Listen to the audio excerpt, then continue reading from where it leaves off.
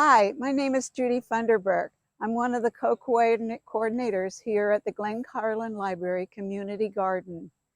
We grow a number of different kinds of things, and today I'm going to show you our chocolate mint. The chocolate mint is used in making chocolate mint brownies. So here we are in the culinary section of the library garden, where we grow a lot of different herbs and things that can be eaten.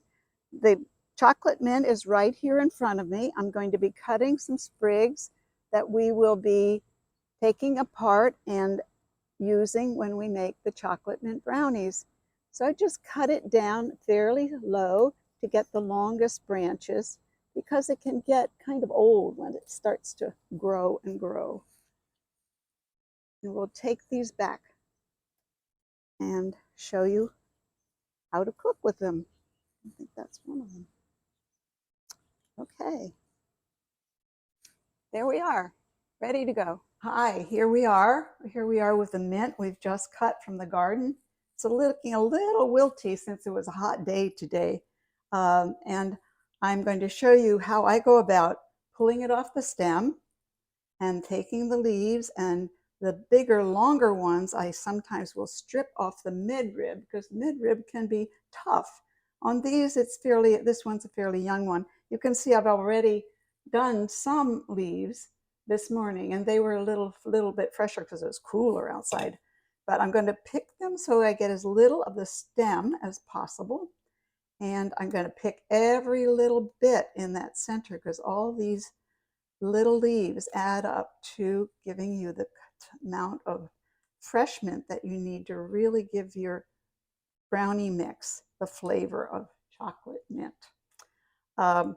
The leaves, like this one here, is a little tough, so I will pull it off its middle stem because it feels like that's too tough for the grinder to do a good job. But you want to do enough so that you'll have between 1/4 and 1/2 a cup of the ground mint. You can wash them if you feel you need to. These are all picked in a garden that doesn't have any chemicals, and it's just fresh from the garden. And I picked the ones that weren't lying on the ground so we don't get any dirt in there.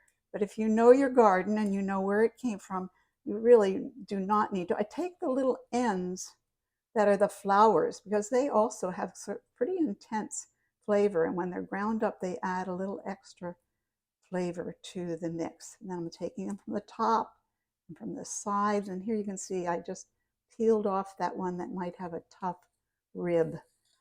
And I do that with all of these until I've filled up my bowl, and then we'll proceed to the step of grinding them. I've just finished grinding in my dedicated spice grinder the chocolate mint very fine so that you don't get little pieces, and we're putting it into the measuring cup, looking for 1/4 to 1/2 of a cup. Then we will be adding it to the mix.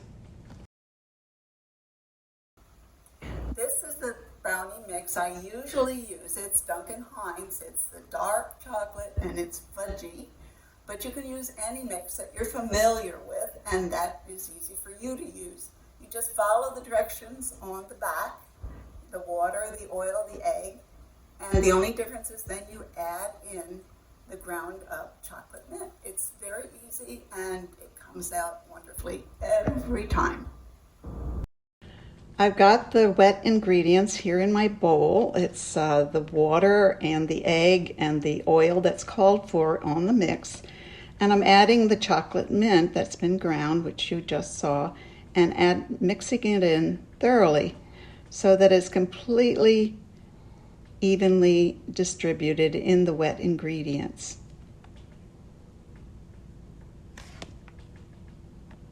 Now we're pouring in the brownie mix, and it takes a bit to get it out. You can take the bag out, it might make it easier, and stir and stir and stir until it's really evenly mixed.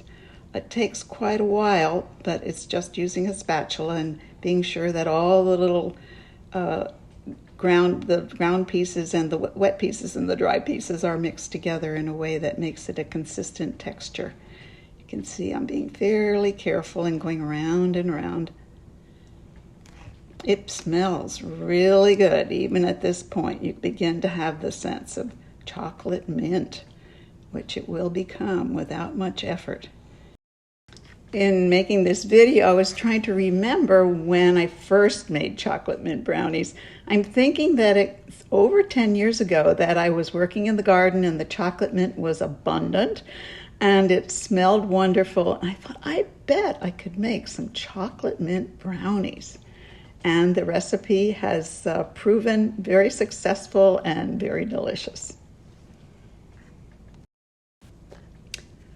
I'm putting the mixed up brownie mix and the chocolate mint into a 9 by 13 container. I've sprayed the container first so that it doesn't stick.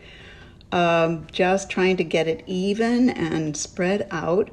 In 9 by 13 it is thinner, but you still get lots of flavor and a few more brownies to share with people.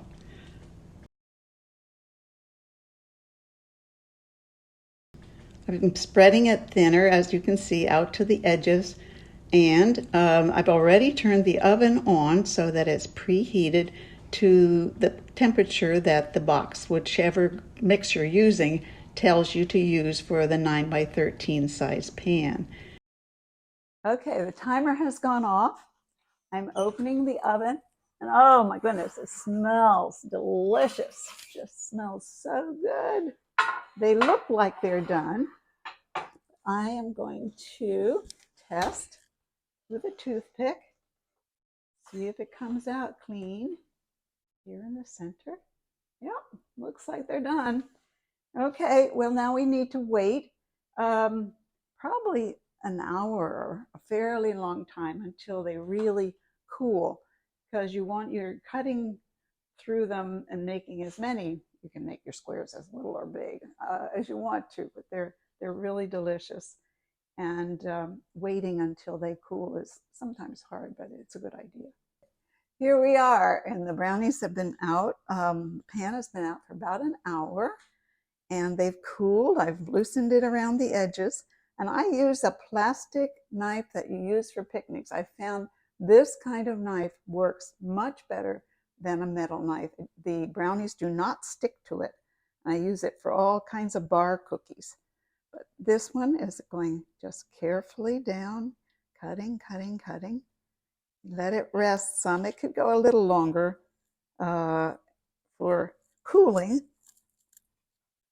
And then, of course, you'd be cutting it the other direction, as anywhere you want, anywhere you can decide how many slices you need. But we are looking forward to a taste of wonderful chocolate mint brownies. You can make them too.